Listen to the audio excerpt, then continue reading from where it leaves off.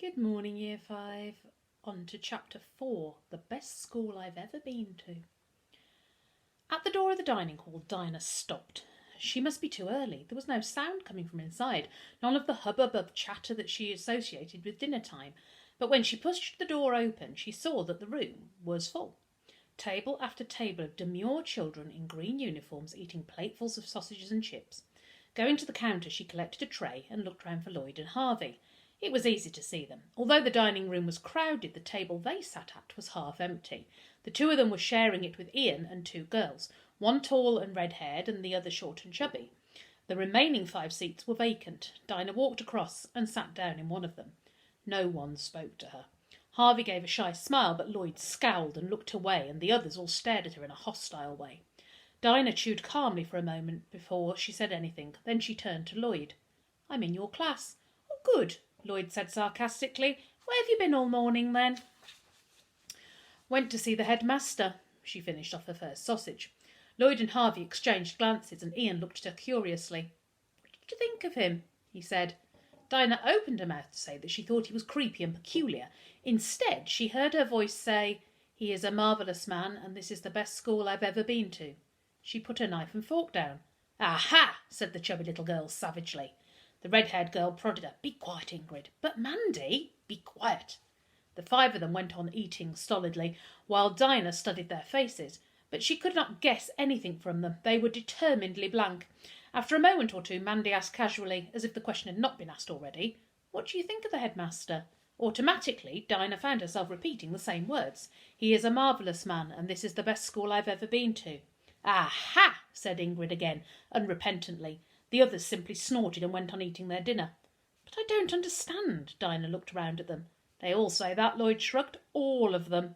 He waved a hand round at the rest of the dining hall. "Try asking them some time. They think he's just as marvellous as you do. I can see you're going to fit in beautifully." Dinah looked over her shoulder at the green-uniformed children. Then she looked back at the hostile faces opposite her. She couldn't understand what was going on. She was not used to not understanding things, and she didn't like it at all. "I bet he said you were to go to the hall after dinner," Ingrid said sneeringly. "Well, yes, he did. Doesn't everyone?" "No," Mandy said quietly. "We don't. Everyone else does."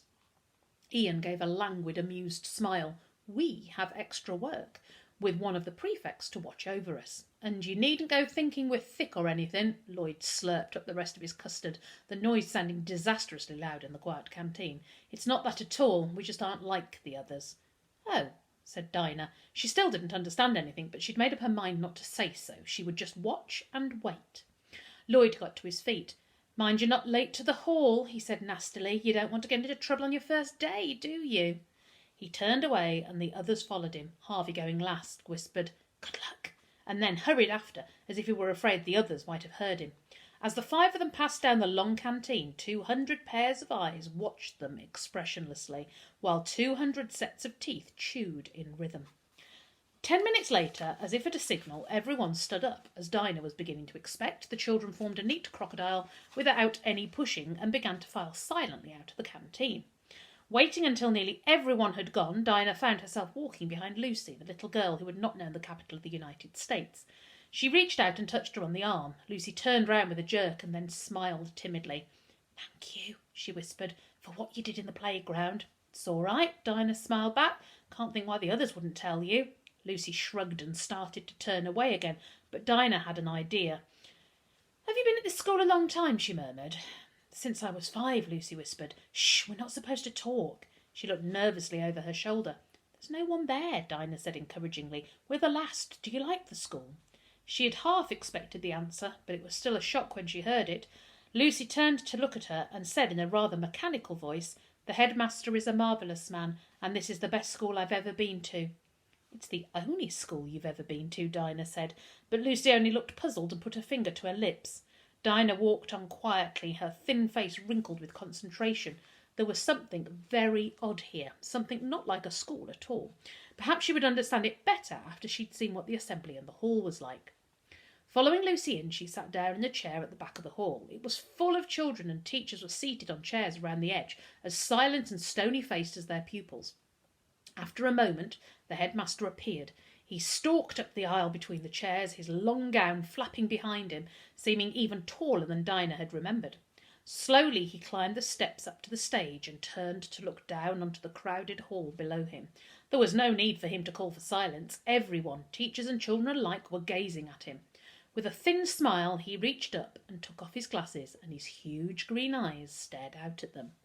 Dinah felt that he was looking directly at her. She could not move her eyes away from his steady green stare, and then he began to speak. "Funny," he said gently, "that you should all be so tired, so early in the afternoon." But that's what he said before, Dinah thought, with a jerk of surprise, when I was in his office. It's peculiar. Her amazement had jolted her out of the dreamy vagueness and his voice was producing in the others. All of a sudden she felt grimly stubborn. She had had enough peculiar happenings for one day. She tried to turn her attention away from the tall black figure on the stage so that she could think, but it was very difficult. There seemed to be no escaping those eyes. Then, all at once, like a light, she had a little flicker of understanding. "That's it," she thought triumphantly. "When he takes his glasses off, when I see his eyes, I want to go to sleep, and that's when things get peculiar." With an almost gleeful feeling, she shut her own eyes tightly, blacking out the hall, the rows of yawning children, and the compelling green stare. This time she would not get caught. "You all look very tired," said the headmaster's hissing voice. "No, I don't," Dinah said rebelliously inside her head, behind her closed eyes. "So tired," he went on. "Your hands and feet are heavy, and your eyelids are like lead." "No, they're not," Dinah thought ferociously. She turned her head sideways and with great caution opened one eye. All around her she could see heads starting to nod. Children were rubbing their eyes, teachers were giving huge uncontrollable yawns. Then gradually the eyelids closed. Dinah shut her own eyes again and listened. "You are asleep," the headmaster hissed down the hall. "Ha ha! No, I'm not," Dinah's inside voice said rudely and triumphantly. She was going to do it. She was going to get the better of him. "When you wake up," his voice went on silkily, "you will remember that you saw a film about ants. If anyone asks, you will say, 'It was a film about ants. It was very interesting. We saw how they build their nests and look after their eggs and how their queen lives.' If you're asked any more questions, you will say, 'I don't remember.' Now repeat that, please. What do you do in assembly today?" "It was a film about ants," the children started, their voices wooden in perfect unison. Dinah joined in, trying to sound as lifeless as the rest of them, but all the time she was gloating because she knew that what she was saying was a lie. Even if she didn't understand why, she was supposed to be lying.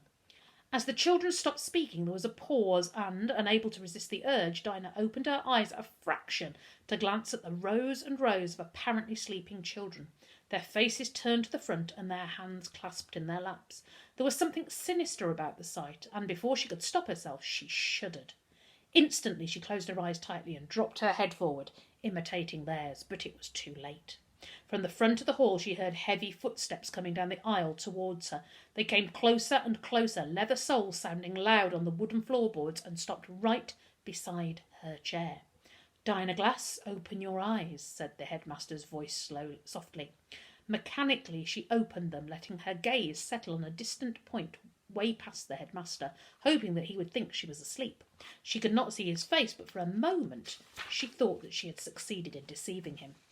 He stood perfectly still, watching her. Then she heard him say, "Your left arm is completely numb. You can feel nothing." "Oh, yes, I can," her mind said obstinately, a split second before she realised what he was going to do. He leaned forwards and she felt a sharp pain darting into her left forearm. Unable to stop herself, she winced, looking down to see him pull out the pin with which he had pricked her. "As I thought," he said sharply, "pretending. Look at me, Dinah, when I'm speaking to you." She went on stubbornly looking at the floor. "Look at me." This time his voice was loud and threatening. Frightened in spite of herself, Dinah looked up. He was staring straight at her, a lock of pale hair falling over his forehead and his green eyes wide and translucent. "I can see that you are not yet accustomed to our ways," he said more quietly. "I hope you're not going to be a person who won't cooperate with me." "Depends what you want," said Dinah coldly. "But it's not what I want," he sounded almost amused. "It's what you want." "What I want?" "Yes," he crooned, "what you want. You want to go to sleep because you're so tired, so very, very tired. Too late, she realised that she'd let herself get caught off guard. This time, try as she would, she could not close her eyes or turn them away from those great pools of green that seemed to swim closer and closer. "You're so sleepy," murmured the headmaster. "You feel you have to go to sleep." "I'll forget it all," Dinah thought frantically. "I'll forget everything I've discovered. What a waste!" As her eyelids began to droop, she gathered all her energies together to try and fix something in her mind. Remember it, remember it. Hypnotism, hypnotism, hypnotism. Grimly she struggled to concentrate. Remember it, hypnotism, But the words in her head drifted off into silence and floated away on a great tide of sleep as she slumped slowly forwards in her chair. This time she did not feel a thing when the headmaster stuck the pin into her arm. Ooh, creepy. Okay, guys, see you tomorrow. Bye.